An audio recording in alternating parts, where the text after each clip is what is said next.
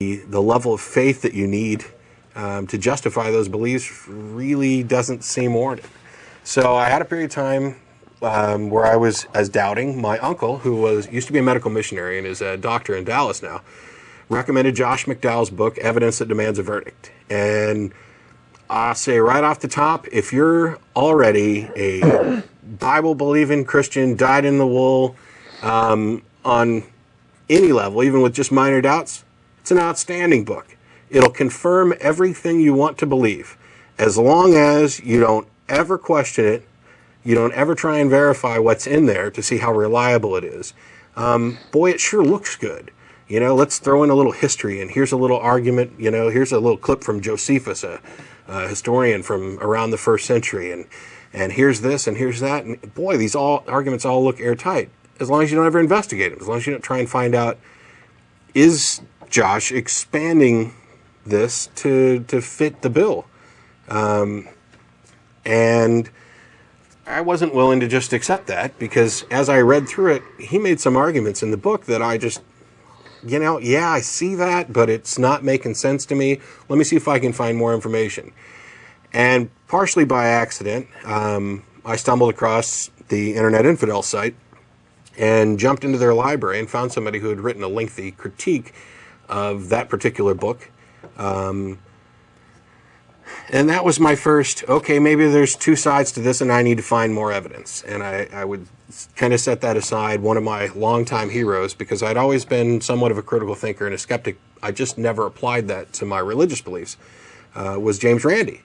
And in reading his site, he has recently changed things a little bit, but it used to be he didn't comment on religion. I mean, it was well known he was an atheist and was against all sorts of flummery and scams and superstitious nonsense. And of course, he's got the $1 million challenge, or award. It's not actually a challenge. If you make any supernatural, occult claim, whatever, dowsing, reading minds, and you can prove it under test conditions, you get $1 million. Just that simple. So if you think you can read tarot cards and tell people their future, or read stars and tell them their future, if you know for sure you've got ghosts and you can prove it, dowsing, healing touch, homeopathy, acupuncture, whatever, all you have to do is demonstrate under test conditions and you get $1 million. So far, nobody's passed the preliminary at all.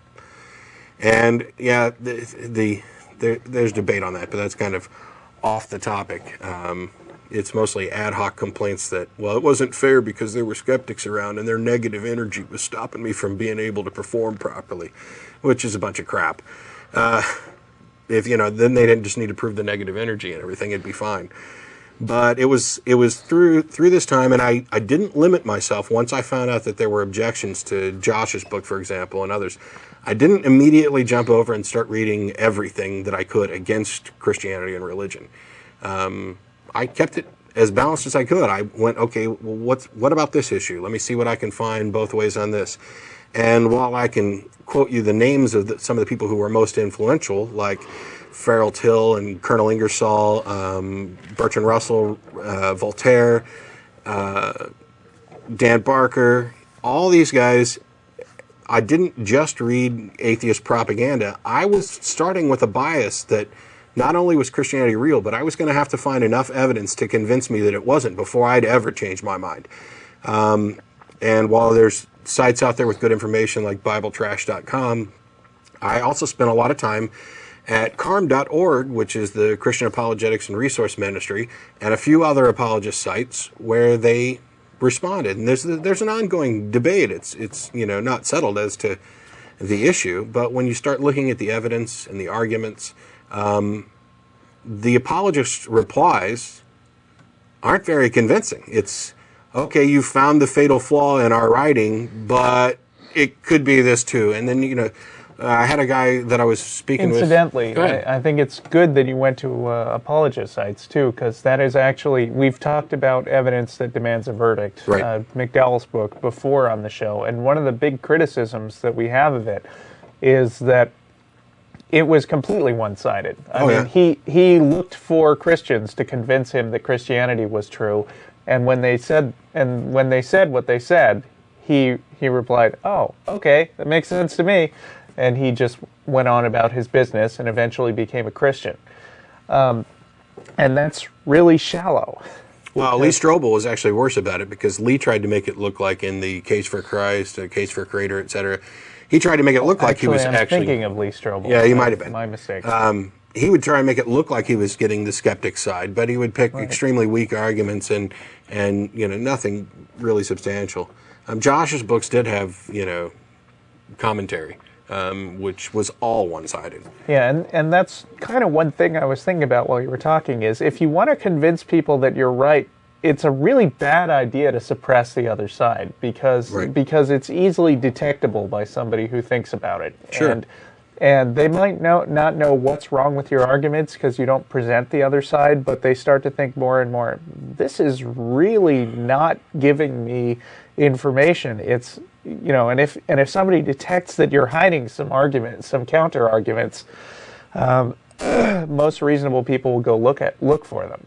Yeah, that's in a real way. That's kind of what was happening to me. Was I read Josh's book, and while I could have accepted it all on face value and said, "Hey, here's a guy who's much smarter than me, who's done all the research, who's presenting all these arguments, and he's got historical proof and things which look real and are probably likely. There's no reason for me to look any further. This book has settled it for me." For whatever reason, and I don't know that I was practiced enough to be able to spot the particular flaws in his arguments or in the evidence that he presented, but there were bits of it that just weren't hitting home. And it was in looking for other answers or better explanations. I wasn't necessarily looking for somebody to say, here's what's wrong with that and why. It was, explain this in another way because Josh didn't do it well enough. And after going through all that, I didn't immediately just, after, and this is a several years long process that I did lots of reading on lots of subjects. And there was a period of 2 years that I took off work or was between jobs, but I stayed at home quite a bit during that time and read. And my entire purpose for doing this was to reinforce my faith because I had considered, okay, now I've got my GI Bill, it's time for me to go back to school. I can also go to seminary, which is something I'd considered doing, in my late teens as well. But I couldn't justify going to seminary if I still had doubts. I needed to reaffirm things, so I started studying. At some point, after a year, 2 years, my position was I no longer necessarily identified myself as a Christian, but I certainly didn't consider myself an atheist.